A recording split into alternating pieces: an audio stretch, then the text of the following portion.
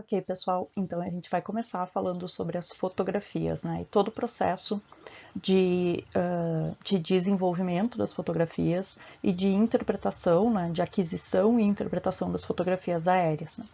Foi um grande desafio, mas as fotografias aéreas, elas foram a base, né, o que deu origem a todos os princípios de interpretação de imagens que a gente utiliza no sensoramento remoto, assim como foi a fundamentação para todo o desenvolvimento tecnológico que houve, né, em poucas décadas, para toda essa tecnologia do sensoriamento remoto que é tão importante para a gestão ambiental.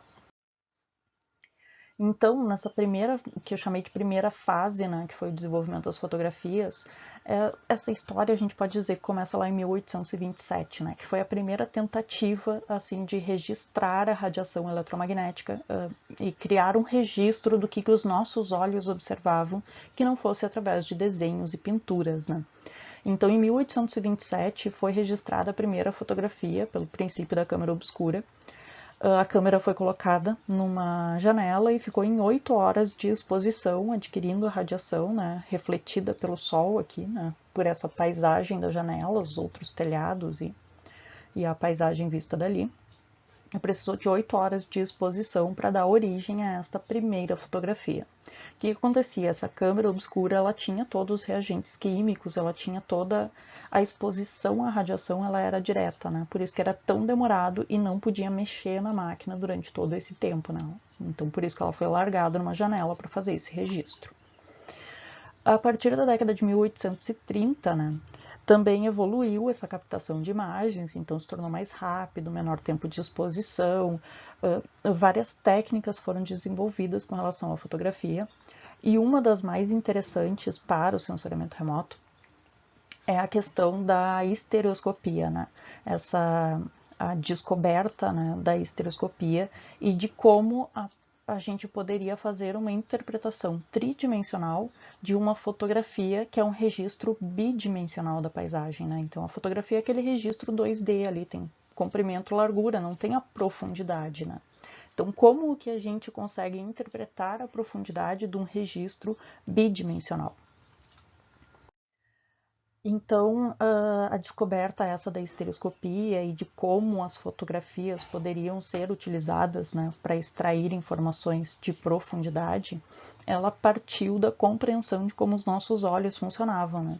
Então, nós temos dois olhos, um olho capta um ponto de vista de determinado local, determinada paisagem, o outro olho capta outro ponto de vista desse mesmo local, dessa mesma paisagem. E o que o nosso cérebro faz? Pega esses dois pontos de vista diferentes e, na combinação deles no nosso cérebro, ele consegue calcular a profundidade, né? Então, ele consegue reconstruir essa visão tridimensional, né? Extrapolando a profundidade, a distância entre os objetos, em função, né, desta característica, né, dessa combinação do par estereoscópico, né? Então, o registro de um olho, o registro do outro olho, né, a partir de uma paisagem tridimensional, né, cada olho faz um registro bidimensional, mas o nosso cérebro consegue reconstruir a paisagem tridimensional, né, em profundidade. Então, o que se descobriu é que poderia ser utilizado, né, esta técnica poderia ser utilizada em fotografias, ou seja, no sensoriamento remoto, então no caso, né, uma fotografia é tirada de determinado ponto de vista daquela paisagem, outro registro é feito de outro ponto de vista daquela mesma paisagem, e depois se utilizam técnicas, né, para fazer essa combinação, para simular o que o nosso cérebro faz ou para auxiliar o nosso cérebro a fazer isso com aquelas duas fotografias em vez de ser a paisagem, né, ao vivo.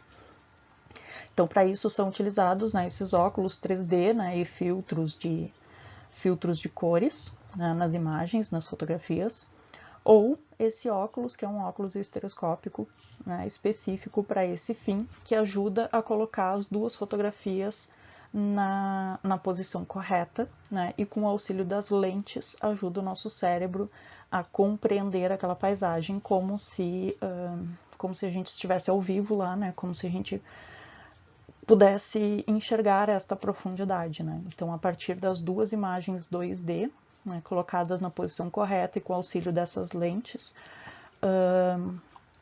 é possível, né, que a gente reconstrua uma visão em profundidade, uma visão tridimensional daquela paisagem. Tá?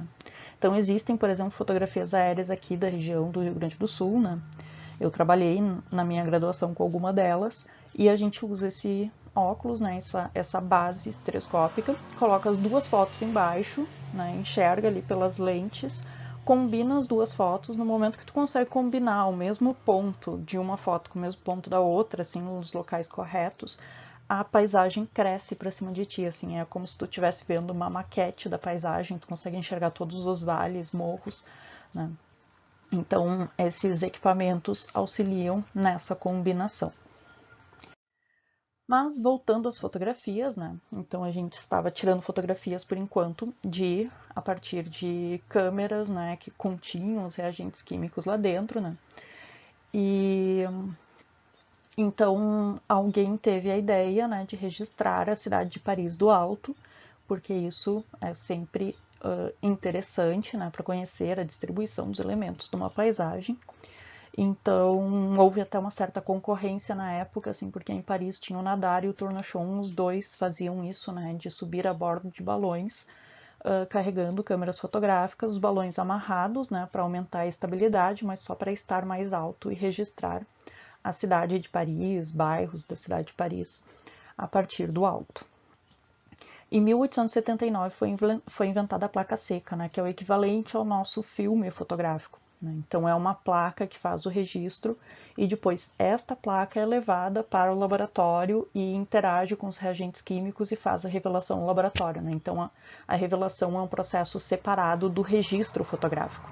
E a partir do momento que foi inventada essa placa seca, as câmeras se tornaram mais móveis e mais estáveis, né? Elas não precisavam ficar paradas tanto tempo para captar, né, a exposição, então o registro podia ser mais rápido. Então, a invenção dessa placa seca possibilitou voos de avião, né? Então, o avião não mais amarrado, mas possibilitar sobrevoar uma área e fazer registros fotográficos. Esses primeiros registros fotográficos da França, né, embora exista toda essa história, nenhum registro fotográfico sobreviveu ao tempo. Né? O registro mais antigo de fotografias aéreas a bordo de balões que existe é esse de 1860, que foi tirado pelo Black em Boston, né, em 1860, em Boston, que é a capital do Massachusetts, nos Estados Unidos. Né? Então, esta aqui é um registro da cidade feita a partir de um balão. Bom, tá, fizemos o registro com balões. Aí na Inglaterra, o Archibald pensou assim, tá, mas lá na França eles conseguiram fazer num balão, aí se eu botar uma câmera numa pipa, né? Como as câmeras se tornaram mais móveis, um pouco mais leves, mais fáceis de serem manejadas, o Archibald, então, que era meteorologista, ele teve essa ideia, né, de prender câmeras fotográficas em pipas, erguer as pipas e fazer o registro fotográfico, né? Então isso era muito mais barato do que um balão. E rendeu fotografias bem interessantes, né? Como, por exemplo, aqui o registro feito na França, em São Francisco, nos Estados Unidos, né? Em 1897, o Alfred Nobel, que é o que rendeu o nome, né, do prêmio Nobel, ele teve a ideia de colocar câmeras a bordo de foguetes, né? Então isso foi bem interessante, porque como o foguete alcança altitudes maiores, né, ele sobe mais do que o balão, ou do que pelo menos na época, né, do que o balão na época, ou as pipas, ele conseguiu fazer registros, né, com uma ampla visualização espacial, né, com um ângulo de visualização, uma área de visualização muito maior. Então ele lançava a câmera programada ali para tirar uma foto a cada não sei quanto tempo, né? E lançava o foguete e depois pegava os registros. O que acontecia é que às vezes, né, na queda do foguete acabava se perdendo o registro que tinha sido feito, né? Mas de qualquer forma foram feitos registros bem interessantes usando essa técnica. Aí na Alemanha eles também pensaram, você está tirando foto com balão, estão tirando foto com pipa, estão tirando foto com foguete, e a gente tem esses pombos, né, atravessando a cidade o tempo todo, quem sabe a gente coloca uma câmera num pombo e registra, né, a paisagem da cidade. Então essa era a literal Bird Eyes View, né, literalmente a vista do pássaro, né, o ponto de vista do pássaro. E então colocaram, né, já que os pássaros já estavam atravessando a cidade para levar mensagens, eles também levaram uma câmera programada para tirar uma foto a cada 30 segundos no trajeto. Então foram geradas várias cidades, né, de várias fotos da cidade de Bavária, na Alemanha. Algumas bem legais, algumas bem interessantes, outras totalmente inúteis, né? Essa aqui, por exemplo, dá para ver até as asas do pássaro aqui, né, na borda. Então, também registros bem interessantes, e era a forma, né, que se encontrou naquela época de registrar a paisagem do alto, né, num momento cheio de limitações técnicas ainda. Aí inventaram um avião. Aí, bom, mal inventaram um avião e já pensaram, vamos botar uma câmera nele, né? Então o próprio Wilbur Wright, que foi um dos que estava trabalhando, né, na fabricação dos aviões, em 1909 ele tirou uma fotografia aérea a bordo do avião na Itália, e a partir de 1915 eles começaram a desenvolver câmeras específicas para isso. E aí, com a Primeira Guerra, quando pensaram assim, tipo, quem sabe a gente coloca, né, esse avião que está sobrevoando aí o campo do inimigo para reconhecer, quem sabe a gente registra. E a partir do momento que eles começaram a registrar, eles viram quanto isso era importante, o quanto isso era estratégico, né? Então aqui tem como exemplo, né? Vocês sabem que a Primeira Guerra ainda não tinha armas de longo alcance, assim, era, no máximo canhões, armas. Então, para o inimigo não ver que eles estavam se aproximando, eles cavavam trincheiras, né? Porque precisavam chegar relativamente próximo do inimigo para iniciar um ataque. Então, eles cavavam trincheiras para se aproximar. E foi utilizado, então, aviões sobrevoando a área para registrar trincheiras, né? E conseguir identificar aonde o inimigo estava, como as trincheiras estavam dispostas e montar estratégias, né, de defesa. Aí terminou a Primeira Guerra e descobriram que, poxa, isso é tão útil, passou para o uso civil.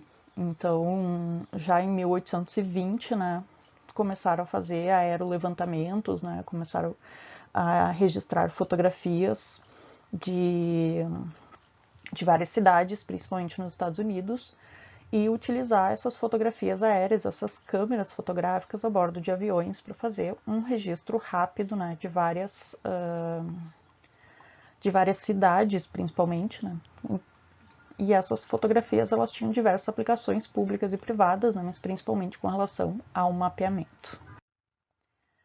Então, nesta fase, nas fotografias aéreas, foram desenvolvidos equipamentos assim bem robustos, né, para pegar fotografias aéreas diferentes, montar pares estereoscópicos e utilizar isso, né, para levantamentos, para construção de mapas topográficos, mapas de diversos tipos, né.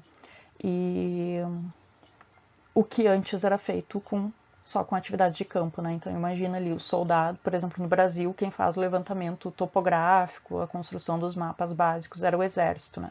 Então imagina assim um batalhão inteiro caminhando territórios inteiros, registrando tudo que tinha, a altitude a cada tanto tempo, para construir esses mapas depois, e que facilidade que trazia a interpretação de uma fotografia aérea, né? Para conseguir colocar no espaço essas características, essas feições, essas distribuições, né, dos elementos no terreno.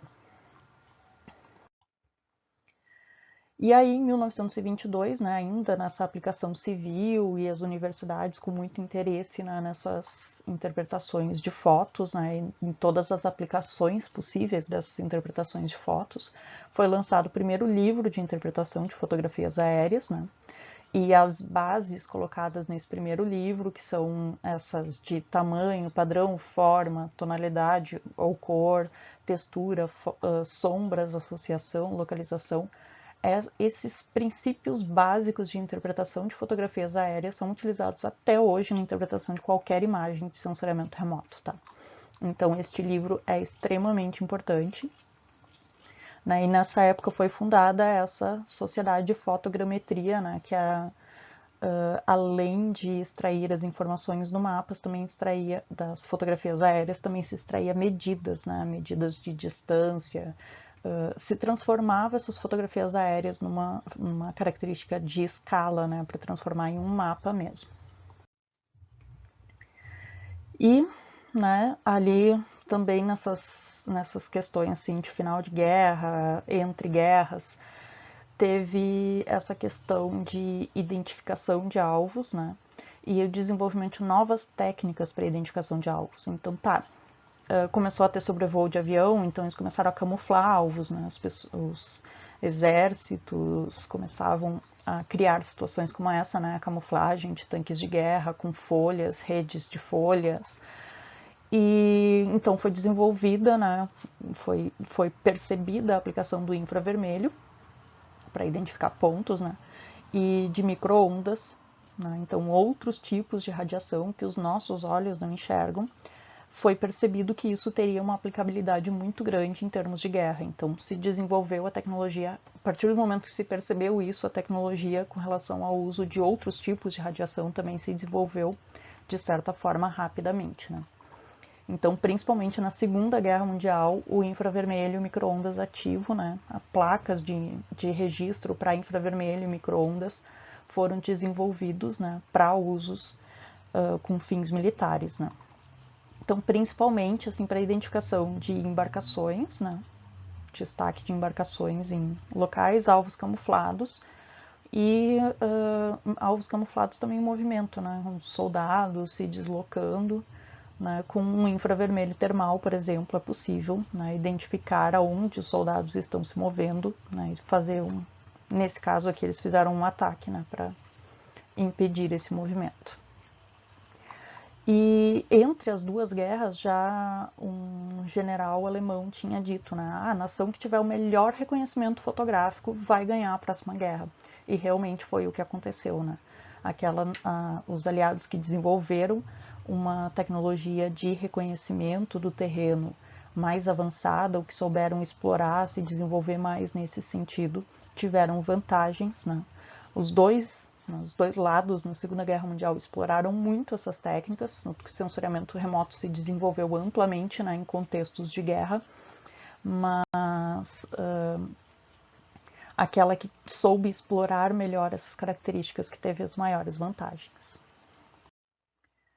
Então, um exemplo aqui, né, no final da Segunda Guerra, né, em 1942, o Serviço de Inteligência Britânico foi informado sobre um míssil balístico alemão que teria como alvo a Inglaterra, né?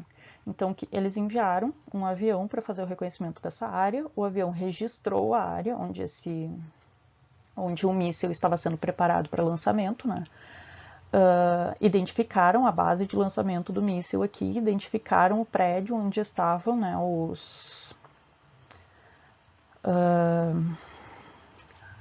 as armas antiaéreas, né, para caso o avião em menor altitude sobrevoasse para tentar destruir aqui essas armas antiaéreas, elas responderiam, né? E aí em 43, né, em vez de explodir aleatoriamente a região, dizendo, eu sei que ali está sendo, né, desenvolvido tem um míssil preparado para lançamento, né? Eles, tendo essa localização exata, eles bombardearam exatamente a área onde estava o míssil, né? Então aqui dá para ver, né, o bombardeamento que foi, tem várias marcas aqui, né, as várias marcas redondas aqui, né, mostrando que o bombardeamento ele foi específico aqui nesta área, né, e acertou também aqui as armas antiaéreas que estavam sobre o edifício, né, destruiu elas para evitar, né, ser atacado. Bom, então a gente estava ali trabalhando fotografias aéreas, extraindo várias informações delas, mas em 1937, até agora, era tudo preto e branco. Em 1937, fizeram a primeira fotografia aérea colorida, né? Isso já aumentou significativamente a quantidade de informações extraídas. Então, assim como eu falei, foi desenvolvida uma placa para infravermelho, uma placa para micro-ondas, então o reconhecimento de radiações que os nossos olhos não enxergavam também foi desmembrada a radiação que os nossos olhos enxergavam, né? Então, começou a ser feito o registro de fotografias da mesma forma, né, em cores, da mesma forma que os nossos olhos enxergam. Não simplesmente a quantidade de radiação que chega, né, que é o que dá o tom de luminosidade, né, os tons, mas também qual tipo de radiação está chegando, se é a radiação correspondente ao vermelho, ao verde, ao azul. Então, essa diferenciação em cores, ela já possibilita, né, uma interpretação muito mais rica dos alvos, né, e das características de uma paisagem. Aí a gente chega a última fase assim, das fotografias aéreas, né? Bom, terminou a guerra, né? Tinha um monte de foguete sobrando. A Alemanha resolveu lançar um desses foguetes com câmera fotográfica, né? Para tirar fotos, né, do espaço, do local mais elevado que esse foguete alcançasse, né? Então eles pegaram um foguete V2 deles, né, que eles tinham toda uma série de foguetes V2, pegaram um deles e lançaram reto em direção ao espaço para ver até onde ele chegava. Ele chegou a 105 km de altura e registrou uma foto a cada 1,5 segundos. Então essas são as primeiras fotos assim do topo da atmosfera, assim, que pegou uma área bem mais ampla de registro, né? E na década de 70, então, né, quando as coisas já estavam mais calmas, começou o intenso uso civil das fotografias aéreas e começou a ter imensos avanços no conhecimento do território, né? Por exemplo, no Brasil teve um projeto na década de 70, que foi o projeto Radam Brasil, que registrou, fez fotografias aéreas de várias áreas consideradas estratégicas do país, né? O nome do projeto é Projeto Radam, porque era considerado estratégico explorar a Amazônia, né? Principalmente minérios da Amazônia. No Rio Grande do Sul, eu falei, tem registros de fotografias aéreas no Rio Grande do Sul? Sim, tem. A maior parte é na região do Escudo, sul rio-grandense, o centro do estado, ali onde fica Caçapava, Lavras do Sul, aquela região, porque tem potencial, né, tinha maior potencial para minério. E essas imagens que foram obtidas nesse projeto, né, elas estão até hoje disponíveis, né, nas unidades de levantamento do Exército Brasileiro. Então é possível a unidade de levantamento do Exército Brasileiro, que fica aqui na região, acredito que esteja todos esses dados concentrados em Porto Alegre, né, que é a unidade de levantamento de Porto Alegre, e tu faz uma requisição, né, e tu pode ter acesso às fotografias, mas é só algumas regiões do estado. E a partir daqui também, né, nessa década de 70, a gente também estava em um contexto de Guerra Fria, né, então a gente passa para a próxima fase do desenvolvimento, né, do sensoriamento remoto.